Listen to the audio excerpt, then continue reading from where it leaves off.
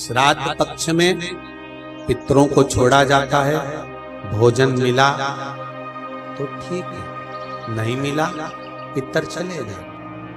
चंद्रलोक से पितृलोक के बीच में एक पितृलोक का सीढ़ी पड़ती है, जीना सड़ा सीढ़ी जिस पे पितर चढ़ के पितृलोक जाता है। उस सीढ़ी पर कौन रुकता है? उस सीढ़ी पर पितृलोक में जाते समय कौन रुकता है? तर्पण शिव महापुराण की कथा कर रही है कि पंचमी का श्राद्ध था, पितर आए पर आपके यहाँ पर उनको भोजन नहीं मिला।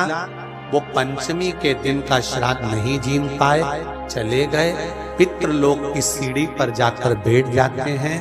अंदर जो पितर जाते हैं, वो पितर जब अंदर जाते हैं, जाने के बाद बात करते करते जाते हैं कि हमारे बेटे ने हमको खीर खिलाई, हमको पूड़ी खिलाई, और उनके मुख से जो लाल टपकती है, तो जो पितर भूखे रह जाते हैं वो पूरा साल उनकी लाल को चाटते हैं और बद्दुआ देते हैं कि हमारे बेटे 5 5 4 4 3 3 2 2 इतने बेटे और हमको भूखा छोड़ दिया।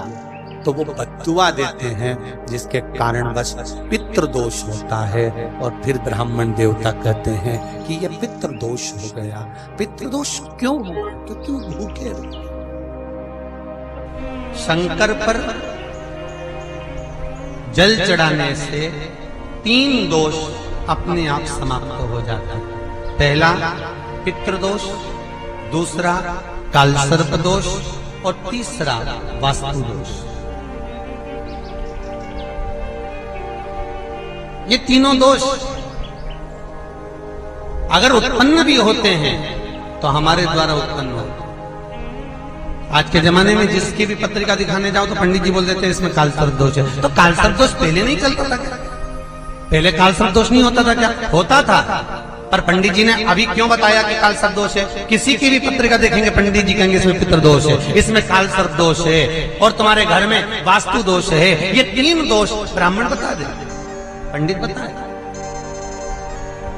कारण पहले के समय में दोष नहीं होता था क्या? नहीं। क्यों नहीं होता था?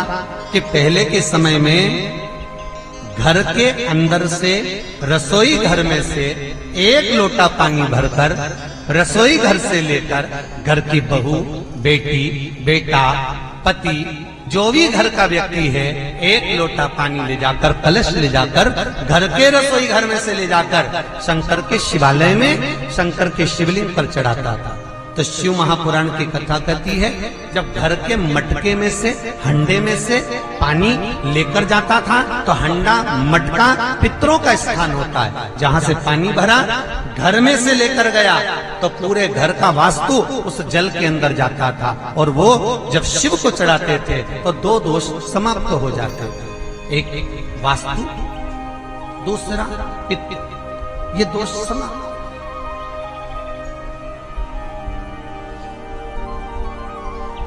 तीसरा दोष कालसर्प दोष कहां से आया? तो शिव महापुराण की कथा कहती है,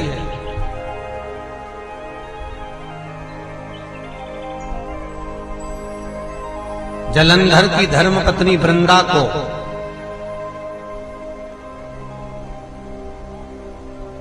जब सात्वित्व भंग किया गया भगवान विष्णु के द्वारा, तब वृंदा तुलसी के क्यारे के रूप में प्रकट हो गई। और वृंदा ने शंकर भगवान से कहा, भोलेनाथ, सारे देवताओं का चढ़ा हुआ जल मुझ पे चढ़ सकता है और मैं भी सारे देवताओं के लिए समर्पित रहूं, सारे देवताओं। पर भोलेनाथ,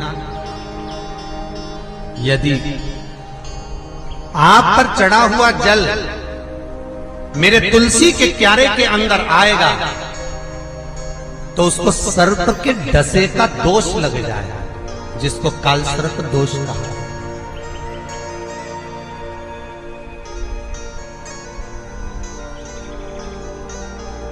जिसको कालसर्प दोष, इसलिए हमारा हिंदू धर्म कहता है कि भगवान के स्नान का जल दूसरे वृक्षों में डालना चाहिए, पर तुलसी में नहीं डालना चाहिए।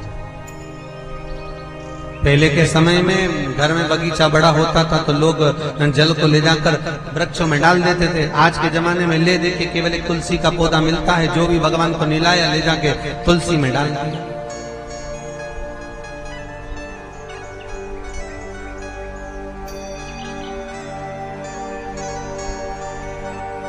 काल सर्प दोष लगता ही तुलसी के क्यारे में जल डाला दोष।